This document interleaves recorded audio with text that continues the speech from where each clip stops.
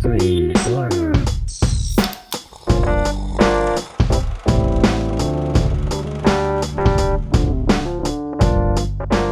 Hello and welcome to Screen Slurps, the movie review podcast where we discuss everything that is good, that is bad, and that is savage in the world of cinema. I'm Adam Meisner. I'm Dash Gerhardt. Welcome, everybody. And I'm sure you all are swooning over Adam's and my voice because we're so charming. That's right. We are so charming. Oh my gosh. Aren't you just falling head over heels to our honey, silky, delicious voices in your ears? Oh my gosh, Dash, stop. You're making me blush. I can't help it. It's a spell that was put on me from a witch that hates my dad for not dating her. Is it your frenemy or your nana-nana-mini? I don't know, man. None of it made sense to me. Anyway, that's what we're doing today, which is Charming. A new film? It says 2018, but also 2020? I don't know. Back in time. I don't understand. Sorry. That's a different movie. I'm going there. Back in time. Please don't sue us, Hugh Lewis in the news. I'm a lifelong Back to the Future fan. But yes, that's not the movie we're reviewing. Today we're reviewing Charming, which is on Netflix. I don't know which year it was made because it says both 2018 and 2020. We'll figure that out later. One. No, 2018, buddy. 2018 buddy. But it's just now on... Okay, so it's now on Netflix. Because 20. Oh, is that what it said on Netflix? 2021 on IMDb too. Oh, really? Both at the top, 2018 and 2021.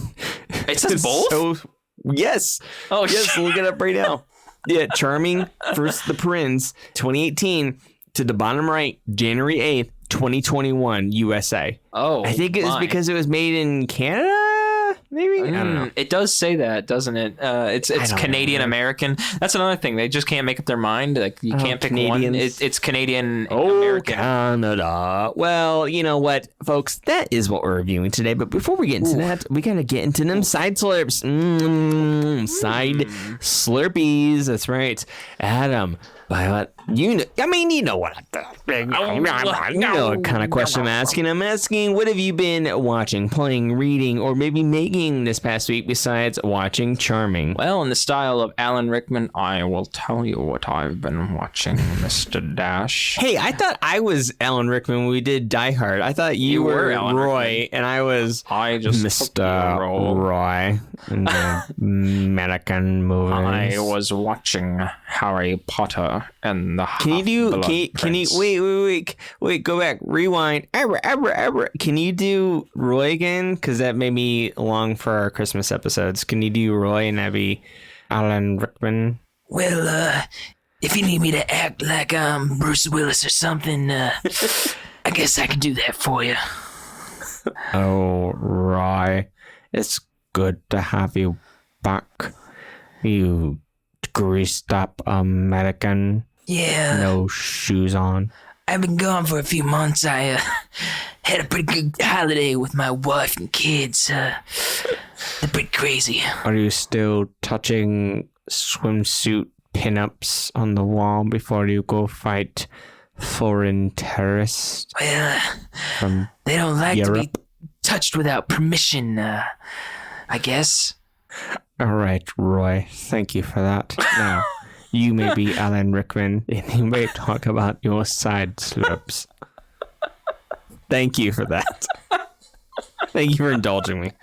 And scene for Alan Rickman.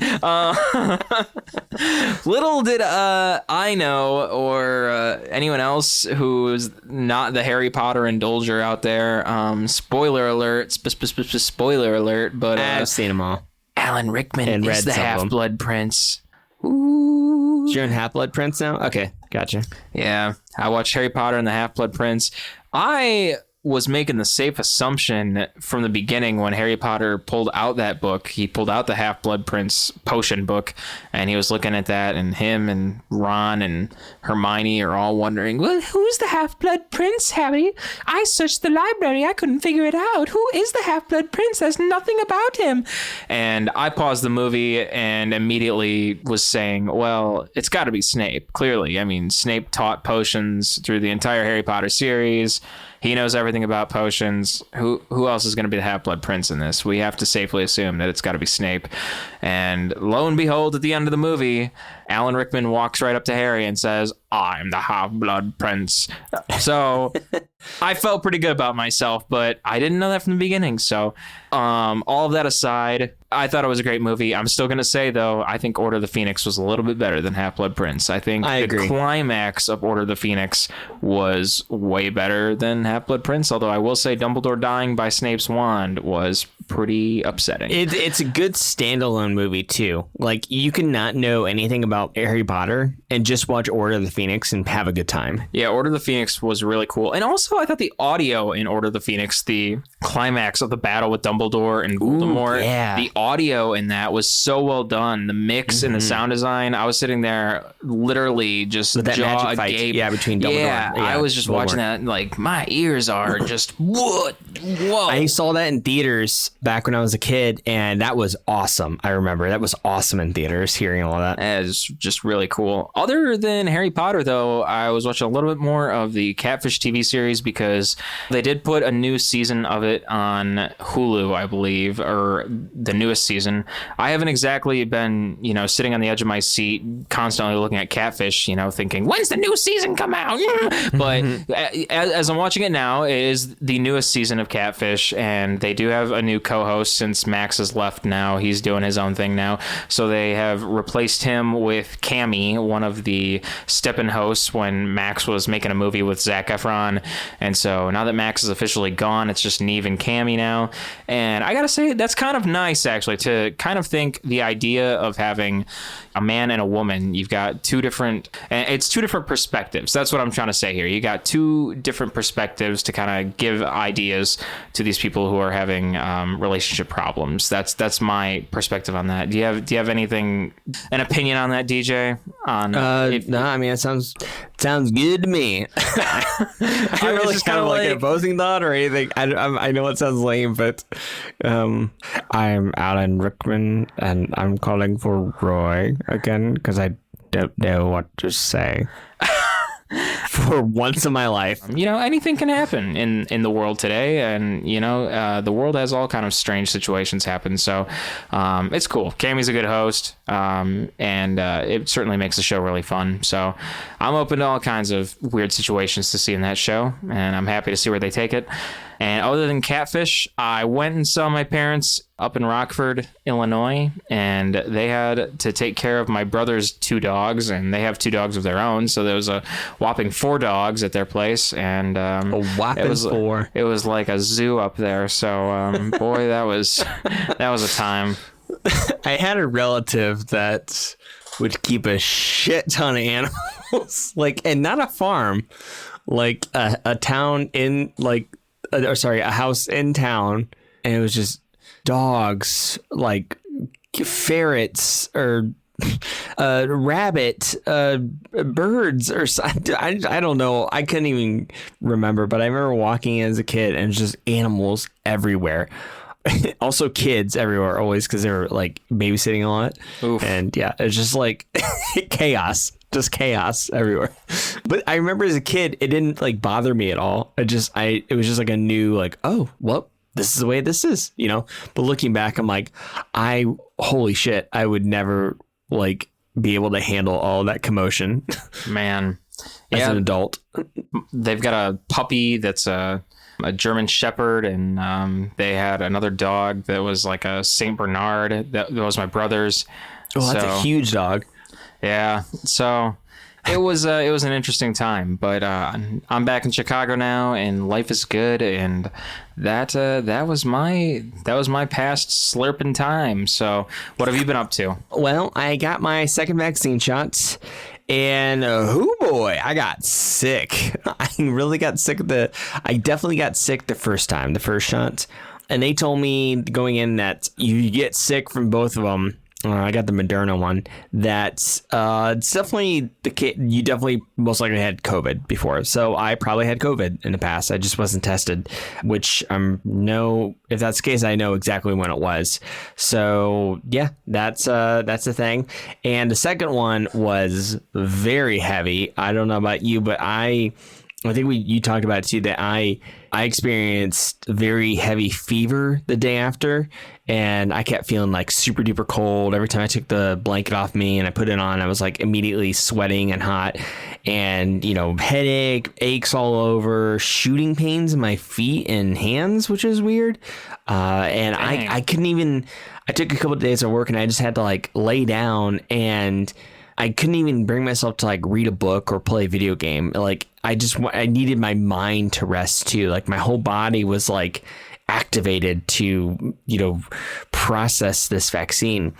And I've been hearing that a lot of younger people, a lot of young adults are experiencing the same thing. But like older adults, like middle age to older people, it's not that much at all. They like feel a few aches and that's about it. So yeah, that was heavy, but I did get enough strength to watch all of Castlevania Season 4, which is the final season of this series. Granted, they are in works of a new series set in the same universe, but Castlevania Season 4 was incredible. It was so epic and action-packed, and don't watch it with little kids because it is very gory. It was such a beautiful ending. It was so good. I'm not going to spoil anything because I want people to go watch all 4 seasons of Castlevania on Netflix. It is an adaptation of the Castlevania video games, which I grew up playing.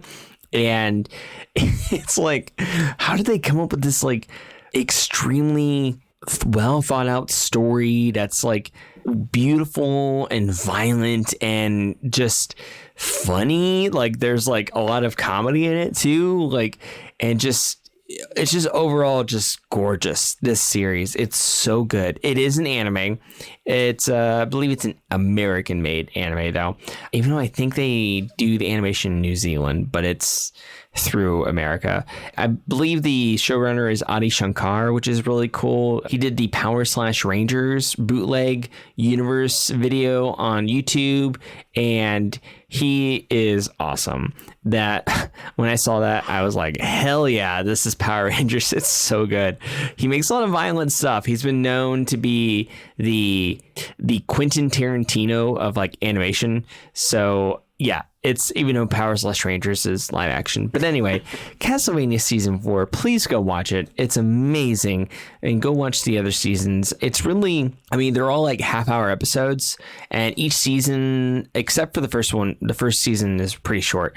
But the other seasons are between 8 to 10 episodes. You can get through it pretty quickly within like a week or two. It's an amazing series. And I'm looking forward to if they make another series using... How do I say this without spoiling it? It would be because, okay, if you don't know already, it's a story about Dracula and his son Alucard and the Belmont clan, and also the speaker magician Slifa Belinades. And there's some time skipping stuff, I'll say, without spoiling it, which they could go into. And you would know that if you're a Castlevania video game fan like me. Anyway, moving on. So I'm going back. I never fully watched Dragon Ball GT. I'm like, I'm a fan. How could I call myself a fan? Like, I need to fully watch all of this. I would have thought you by now would have all the Dragon Balls on your belt. Well, okay, so I mean, there is a lot. It's like Star Trek or something. There's a lot of content. The entire enterprise of Dragon Balls. I mean, I've watched even Dragon Ball Z is like a lot of content. And some of it, okay, and I'm able to critique it because some of it's like, oh man, all they're doing is staring and charging up and screaming at each other. And it's like, this is the whole episode. I mean, and it is what it is. I love it. So in Dragon Ball GT, I had to skip the first like 10 to 15 episodes, I think, because it's just like, oh man, it's just so boring. But after that, it gets real good. It's awesome. And yeah, I know a lot of people gripe about Dragon Ball GT, but I get it. That first like portion of episodes is not fun, but afterwards I don't know, it's just really good. I think it's got great ideas that they play with. It's a short series. It's only about 2 seasons long, and I don't know, I think it's great for what it was. And it was the only sequel to Dragon Ball Z back in the 90s in Japan, and then it came here later after Dragon Ball Z in Dragon Ball was dubbed and adapted for American audiences for the West. And I don't know, it's interesting. It has its flaws, but it's enjoyable. And I still consider it canon. I still consider it, even though there's a lot of things in Dragon Ball Super that contradicts it because it takes place before Dragon Ball GT. I kind of consider them both like their own two separate timelines, like basically alternate dimensions of each other. So I enjoy them both. And that's what Akira Toriyama, the creator of it, said as well, from what I hear, that he's like, you know what, if you want it to be canon, it's canon, you know. And he had a lot of influence, a lot more influence on it than a lot of people like to say. But I enjoy it. Also, Super Saiyan 4 design is fucking badass. It's awesome. Goku and Vegeta have their tails back, and they got like a bunch of fur, and their hair's black again, but it's mangy and awesome. And they have like eyeliner on. They look like rock stars. You know, they look like punk rock stars. What they I just remember the old days of Adult Swim when they would just showcase every type of Dragon Ball show back to back, and it would just be like, coming up next, Dragon Ball Z, followed by Dragon Ball, followed by Dragon Ball GT. Oh, they aired Dragon Ball GT on Cartoon Network on Adult Swim? I thought so. Toonami? They aired every type of Dragon Ball like all day long. And interesting. I don't know. I don't remember Dragon Ball GT being on. I watch it all on the Funimation. It's all on the Funimation app. I don't know. Maybe they didn't. I just remember seeing I believe you. I just every kind of Dragon Ball on Cartoon Network, and my brain would be like, I don't have time for all this Dragon Ball nonsense. Well, I did. I definitely carved out time. It goes Dragon Ball, Dragon Ball Z, and now Dragon Ball Super, which is a brand new series. I mean, well, it came out in 2015, so not that new. And then Dragon Ball GT, which is later in the timeline. So it's all really one story, but they just kind of diverged GT and Super because people like got all pissy and each about series it. Anyway, has like 1,000 episodes. Yeah. And that's what I'm trying to do. It's like, I need to be a fan. I can't, you know, like I want to be able to critique this well, you know, as a fan. And I want to say, I don't know. I mean, even if it's tough, like when you're going through all of Twin Peaks, you know, it's just some of it's like not fun, but also a lot of it, there's definitely a lot of episodes which are awesome. So I want to be able to critique it properly. So that's why I'm going back and trying to watch all of GT, except for the first 10-15 episodes. Anyway, moving on. I also have been continuing watching Phoenix Wright, which is fun. It's an adaptation of the Nintendo DS. Hold it! Courtroom drama, anime courtroom drama, and it is a lot of fun. It's very funny, and it looks exactly like the Nintendo DS games, which I do have. I have the first 3 on my Nintendo DS. Also, I think it's on. You can get it on mobile, like on your iPhone. Yeah, objection. It's a lot of fun. And I think I mentioned this before, I'm reading Dune again. So I'm like sticking to it this time. I'm not like putting it down or getting distracted, and like trying to at least like read some of it every day. So, and the first book's pretty thick. I'm trying to read it before it comes out later this year, which you and I have to see it in theaters, dude. We have to see it in theaters. Yeah. And I'm really excited Basically about it. Basically just for Dave Bautista. And yeah. Was it Harkonnen laughing, Tommy, what's his floating name? to the ceiling, going, give me your heart. That's Vladimir. That's my Timothy Vladimir Chalamet. Harkonnen That's impression. the other guy I'm thinking of. We need to see it for him. Anyway, the sleeper has awakened. Yes, so I'm reading Dune. It's very, very interesting. But that's what I've been surfing this past week. See you. Heyo. With that said, let's move on. Is it time for me to charm you? It's time to charm it up. Charming. Charming is a 2018 we can sing a Canadian nice little pop song now. Wait, what? Pop song? And charming you now. Okay, no, maybe not. I mean, they do have those kind of songs in this movie. That's where I was going with that. I mean, yeah. They have fled my mind already. Anyway, so Charming is a 2018 Canadian American computer animated musical comedy film. It was written and directed by Ross Venokur. The film features the voices of Demi Lovato, Wilmer Valderrama, who was Fez on That 70s Show, Sia, Ashley Tisdale, Gem, or GEM, and Avril Lavigne, my high school crush. She was a skater boy. She's just a rock chick, you know? Anyway, it was written by, as I mentioned earlier, it was written by Ross Venokur and music by Tom Howell, edited by Rob Neal. Production company was Vanguard Animation, 3QU Media, Cinesite, WV Enterprises, and it was released on April 20th, 2018 in Spain. And came out here in the U.S. on June 24th, 2019, and it is on Netflix in the box office. Yeah, you were saying it was like 2020 and 2021 on Netflix. You're getting all kinds of dates everywhere. I know, dude. It's all over the place. But officially, if you want to go by IMDb, the gospel, our Holy Bible, you can.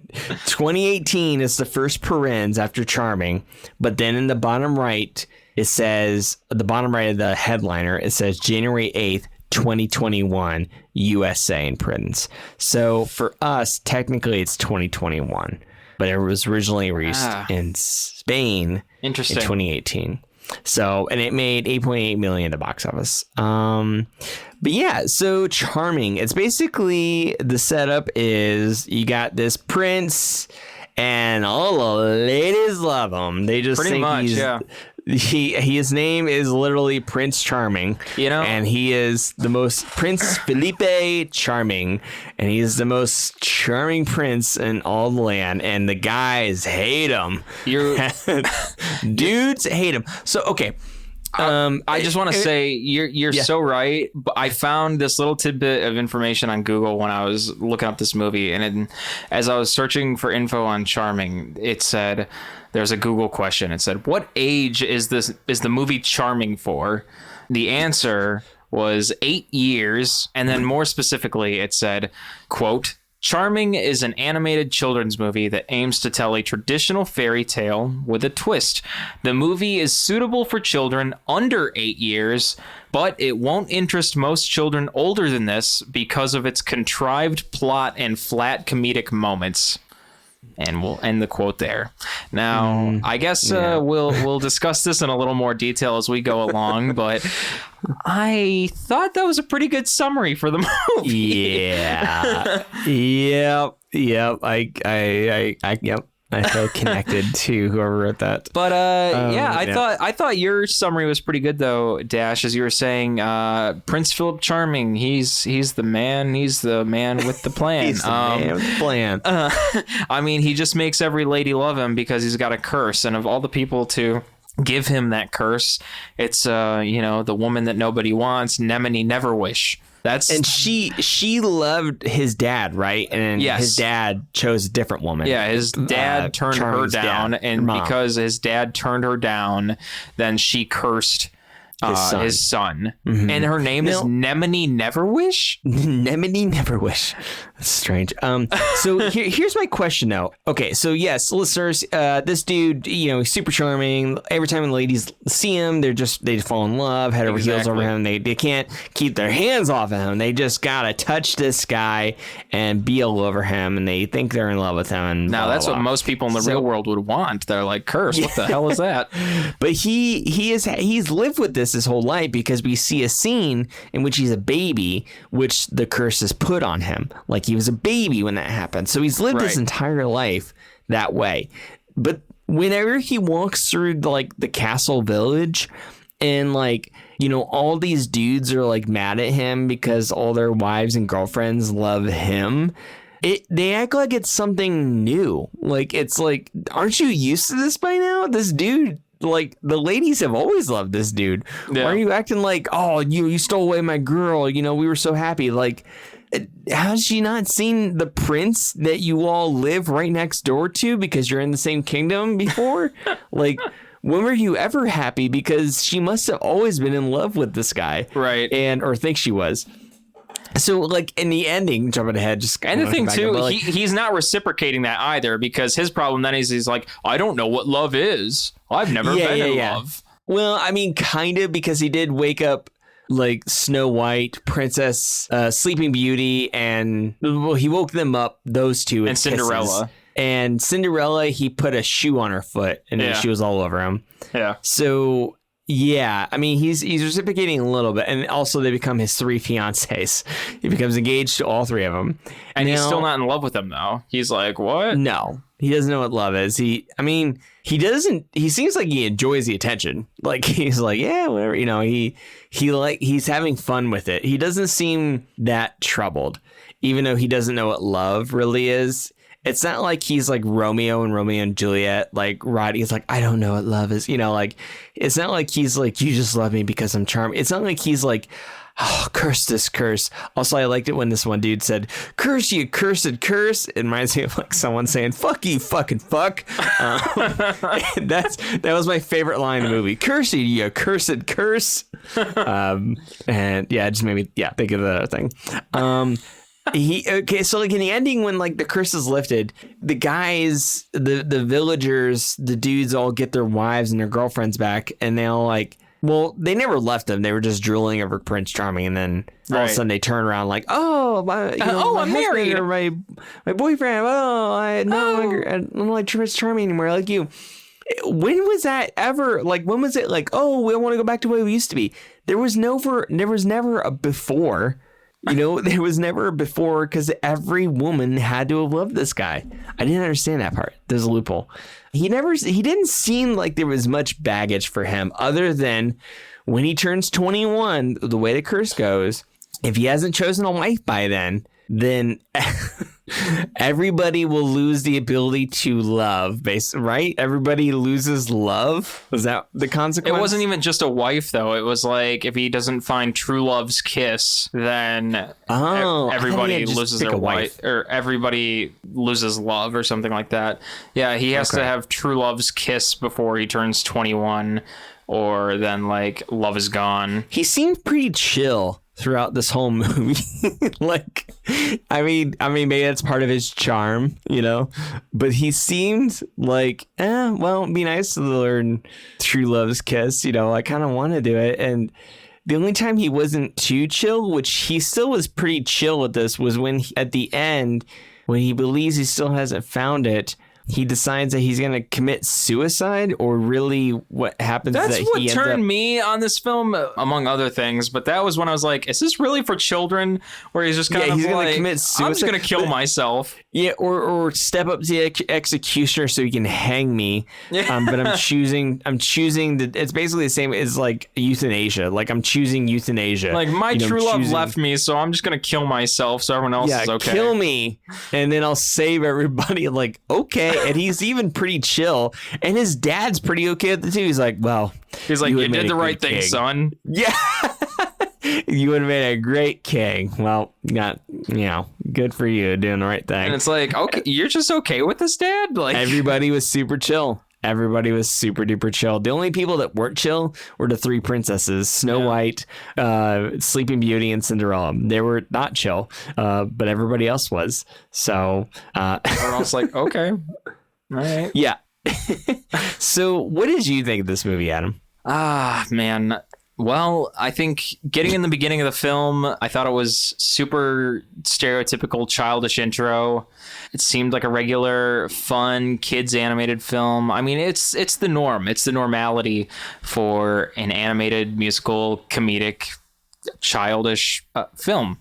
So everything you would expect for this kind of film, it's what I expected. So the silly stylistic opening is a way for the protagonist to introduce himself, Prince Phillipe Charming, as he's telling us who he is. He's saying, I'm Prince Charming. He proposed to Snow White, Sleeping Beauty, and Cinderella. His version of a proposal was just obviously kissing Snow White and Sleeping Beauty and putting a shoe on Cinderella. That's his proposal to all 3 of them.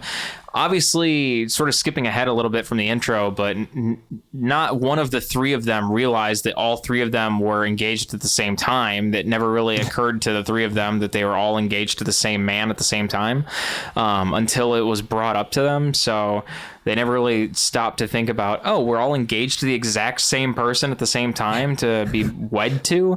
But going back to the beginning, as the film continues, we start to learn a little more about Prince Charming and his character and what his curse really means.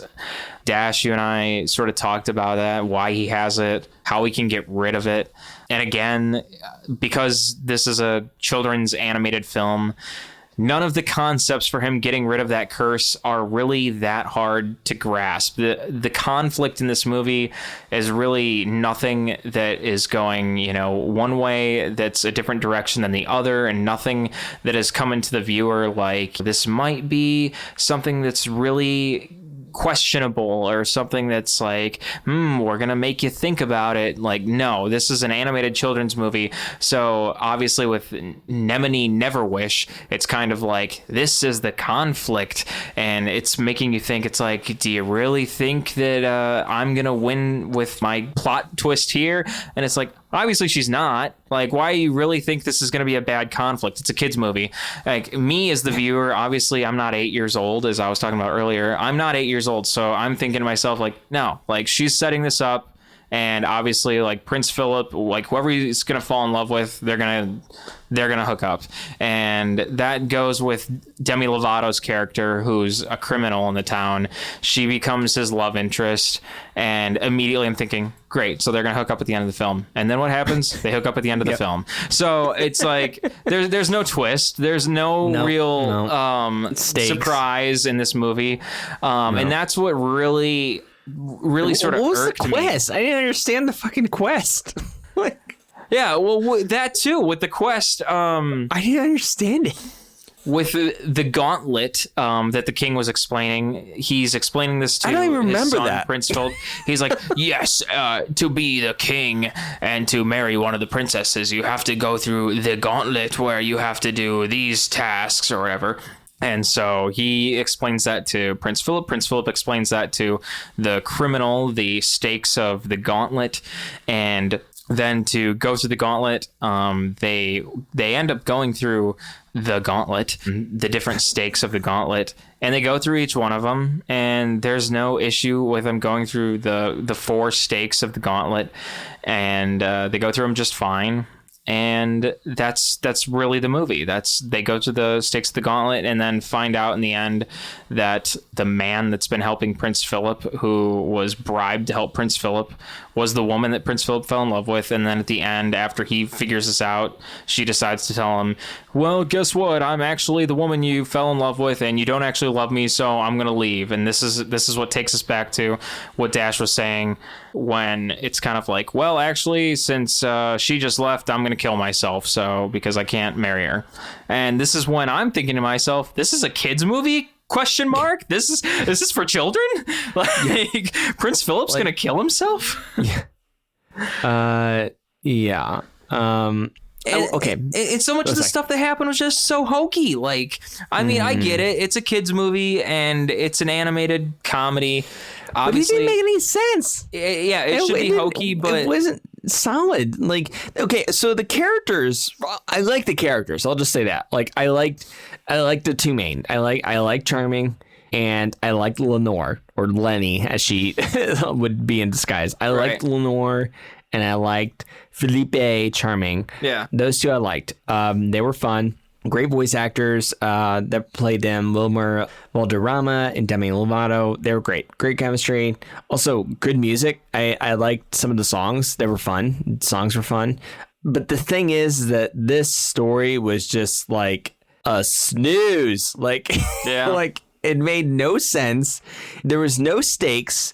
There was no growth in any of the characters. You know, there was no like changing or anything. It was just, there was some silly moments, but it didn't feel like anything was that important. And also, like, why did they like each other? Like, it was just sort of like I like her. You know, it was like, that was Charming's like, oh, whoa, yeah.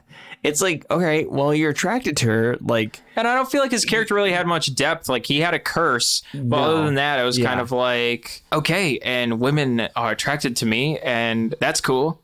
Yeah, and it's like, that's it. I like her, though, you know? And it's like, okay, but you don't even know her. There's no emotional connection. And also, Lenore, when she was talking to the Oracle, and she was like, okay, well, can you tell me, you know, so I have true love? Is it Charming? And it's like, where did that come from? I didn't know you, like, we didn't know you liked him too. Like, it just was out of nowhere. I'm like, okay, I guess you guys like each other. Yeah. All right. And then like everything in between that and when they get together, it's just kind of like just banter. Like, why are we even wasting time here? We know you guys like each other. There's nothing really getting in the way besides him. What was it? He's sitting with a bunch of ladies at the bar, you know, like, that was the dumbest conflict I've ever seen. It's like, you do know that he has a charming, I mean, you know about the curse. Like, it's not like you think he's cheating on you. It's like, and it wasn't like he was making out with any of them. They were just a forced conflict. Yeah, it was very forced. Trying to avoid all of those women seeing him, and he's like, okay, just sit at the table. He's still trying to avoid them, and then she's like, okay, I guess I'll go in. And then she sees him talking to them, and then immediately just like, oh my gosh. Forget about the thing in which I knew about him from the beginning. Yeah. I stole this dress. You know, I did like her stealing a bunch. I did like her stealing like all the stuff from the snotty princesses. That was funny. I did enjoy that. It had like a few funny, silly moments like that. But like coming from the producer of Shrek, that was the most disappointing part. So I go like, into that's this thinking, on the movie poster. You know, Shrek. And then you think, oh, so this is going to be like just as good as Shrek. And then you watch it. Thinking, oh.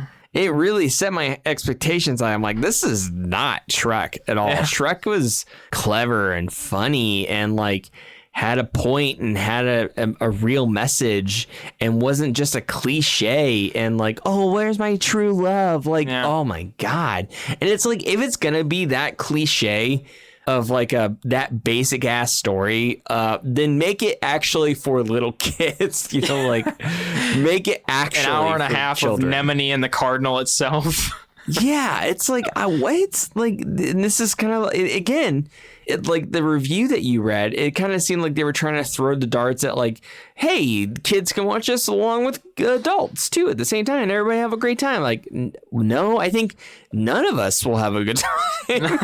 I don't think any of us will have a good time watching this.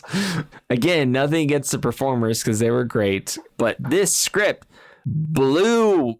It was just like a dirty diaper, you know. It was. It was just like, it was so basic, and there was no substance to it at all. I'm basically giving my review now. I did see some interesting facts though. On our nice resource page, IMDb, the factual movie Bible page. Our gospel. Some facts about the film. Avril Lavigne, Ashley Tisdale, and Jem sang the song written by Patrick Stump from Fall Out Boy for the official soundtrack of the movie. I did like that song. Like I said, the songs were fun. I did like it. Was that a catchy, was a fun very song. funny song. That was like the first song in the movie. Like the first song really about Prince Charming, and that really, I gotta say, that did make me really start laughing because I didn't think this movie was gonna be that. I will say stupid. I didn't think this movie was gonna be that stupid. And as soon as they started singing, I thought to myself, "Wow, they are talented singers."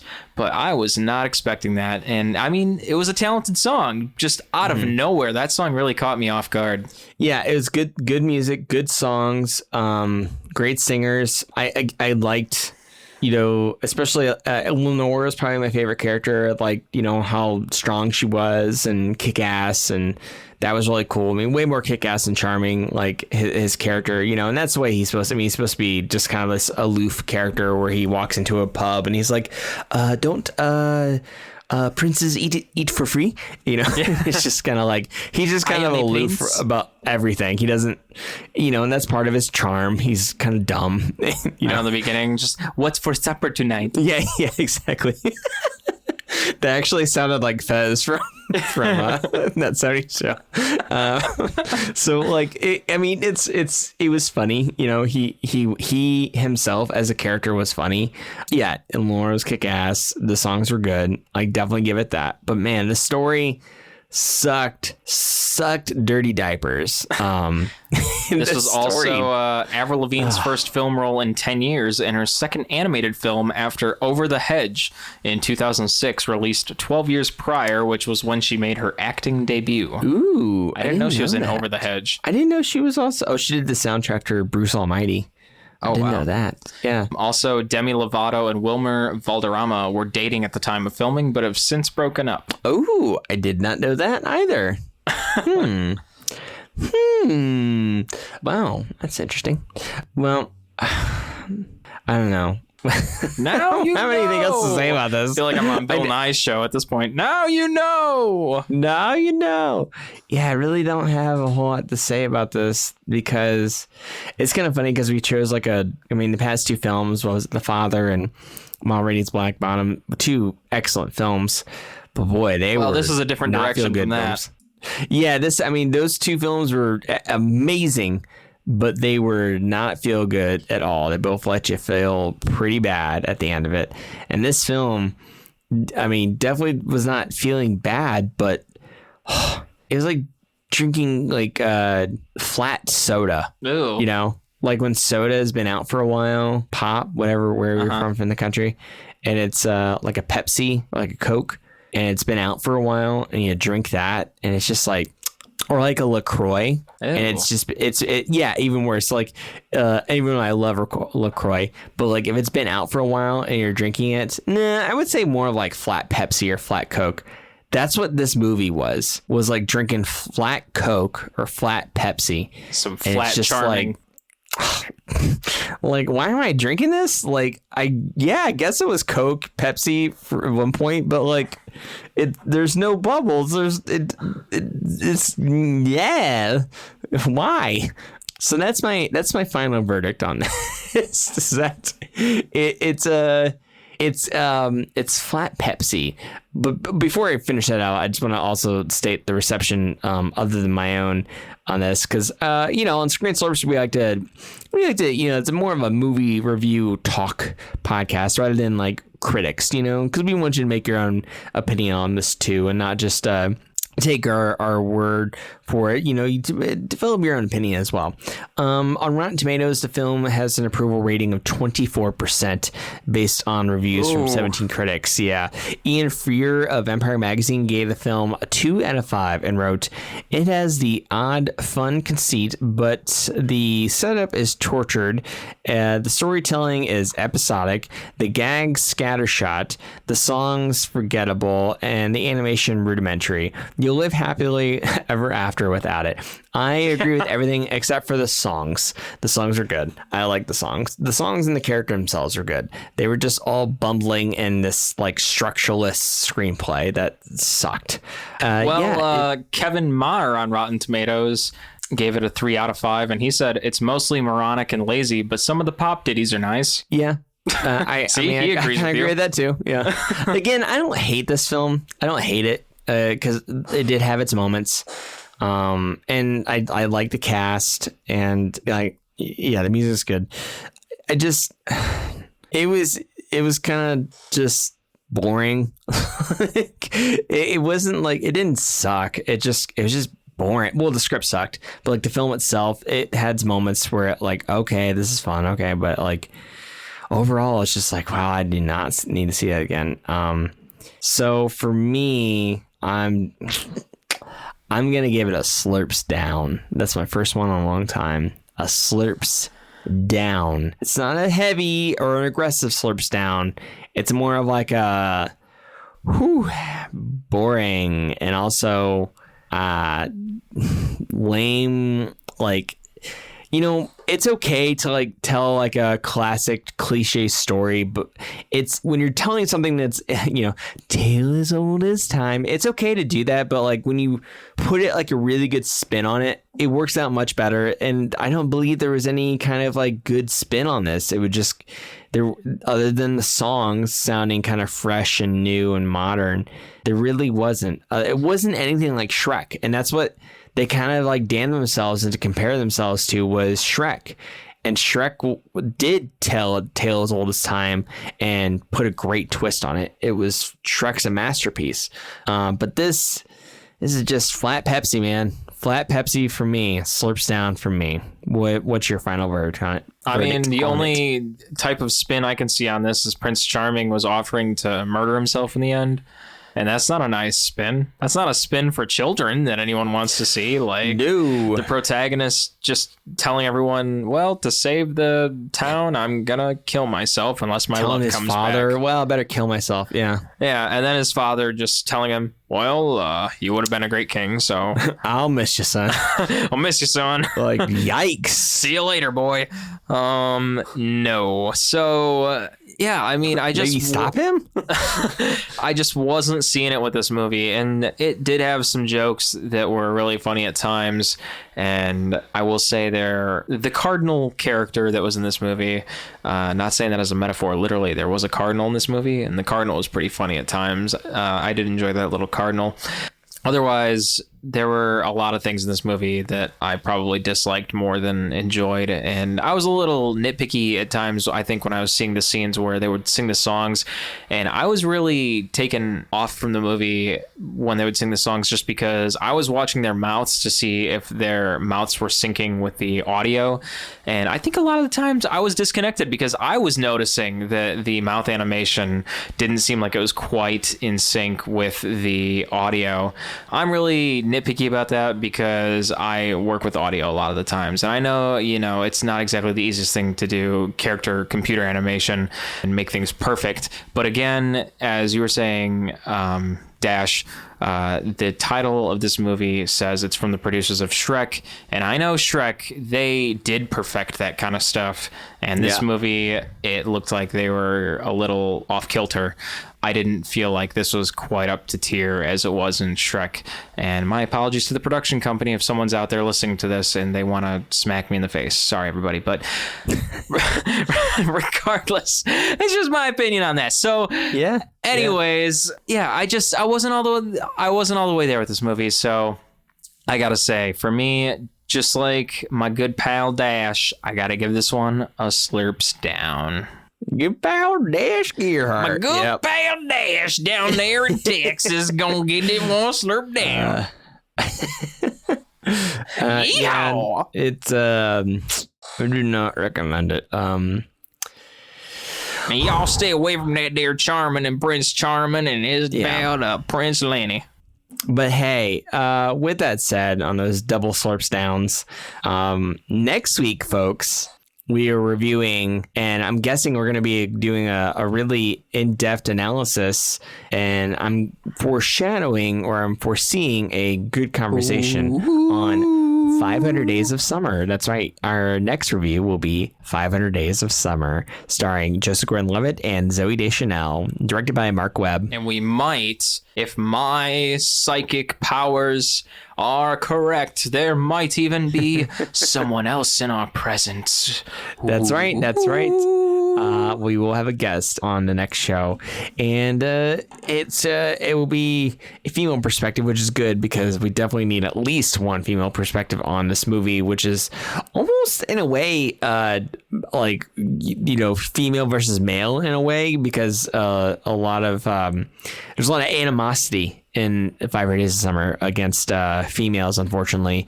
Or a female. Do you hear the words coming out of your mouth? That's what I was talking about with Catfish earlier, my man.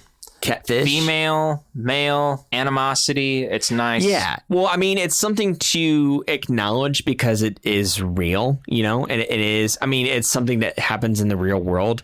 And it's something, again, we'll get into it next week. I think it's going to be a good conversation. And yeah, it's going to be Charlie Williams, by the way, Chicago improviser, comedian, and really good friend of mine. And I don't want her there just so we could fight with her. It's not like us versus her. No, I want it almost kind of like when we had Julie on for the Eternal Sunshine and Spotless Mind, because it also had to do with relationships and also the myth of the manic pixie dream girl. The whole Midwestern sad boy, like, oh, my life's not gonna be complete until I find the one, but I'm not gonna do anything else until until this girl goes out me. Well, yeah. So I am looking forward to that. I think it's gonna be a good time. But with that said, it's solo plug time, bud. And with that, I'll start us off by saying a solo plug for me, Dash Garrett, is my Dungeons and Dragons actual play show titled Journey Punks, which is an actual play show set in the world of Eberron. It's an Arcana punk world filled with pirates, ninjas, and dinosaurs, and also dragons and classic fantasy stuff as well, but it has an element of science fiction in it because of magic power technology. So you can check that out on Twitch. We stream every single Monday.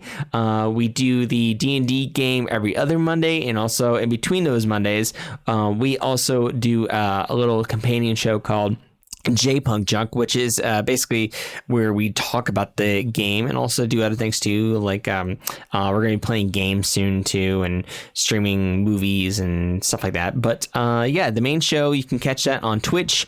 Also, it's on YouTube as well. All the campaign shows, campaign episodes, as well as J-Punk Junk episodes are on the YouTube channel Journey Punks. And if you want to follow us on Twitch and check out the live streams, you can follow it at twitch.tv/journeypunks. That's twitch.tv/JOURNEYPUNKS. And we're also on Twitter and Instagram, so follow Journey Punks there as well. Adam, what would you like to solo plug, sir? You can catch me on Twitter, Instagram, SoundCloud at Adam Meisner, and you can also catch me on Twitch at /A Meisner, and shoot me a message with, music suggestions. I record original music. I'll even record covers of whatever you want to hear. Just let me know and I'll put it up, and yeah, just tell me what you want, what you really, really want. Ooh, you're tempting me to get you to sing a Spice Girls cover. You're asking for it.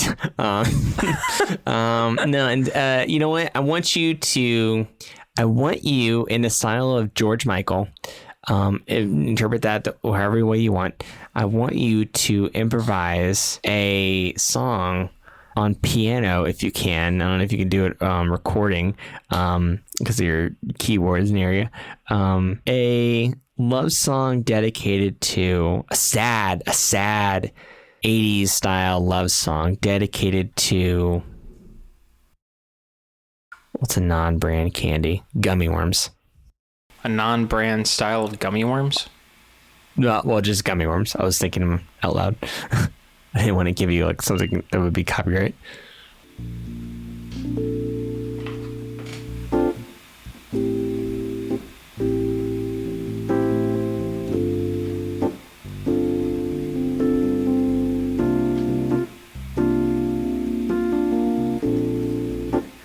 Ooh, I love my gummy worms every day, in every way. I need to eat gummy worms, need my gummies in my mouth. I need my gummy worms, I need them down south. I need my gummy worms, I need them for all my life. I need my gummy worms, I need them to be my life. Oh, gummy worms. Oh, gummy, Gummy worms. oh, gummy worms. Oh, gummy Be my worms. gummy worm. Be my gummy worms.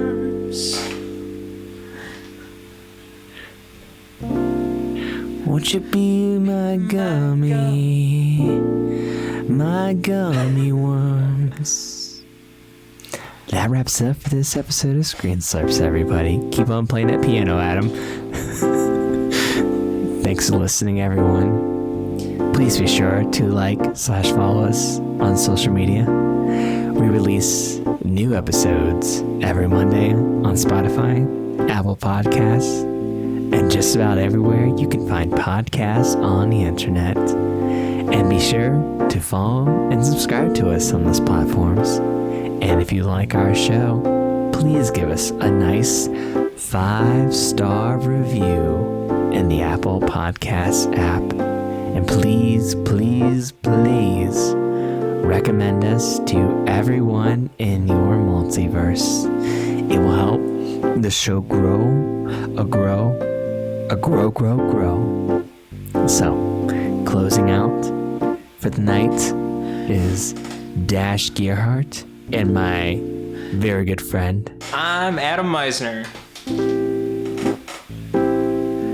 We wish you all a beautiful, starry night. Get some beauty rest and be sure to have them lovely dreams. Signing off for Screen Slurps.